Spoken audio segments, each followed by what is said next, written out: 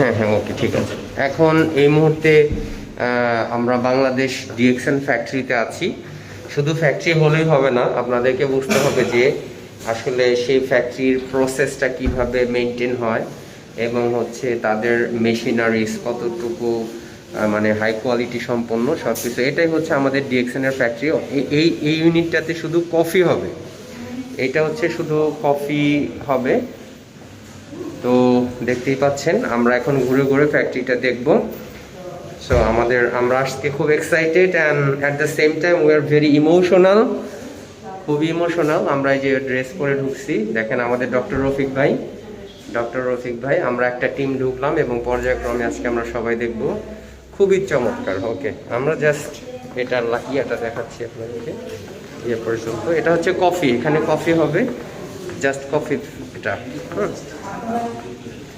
এটা হচ্ছে এই যে, ওকে।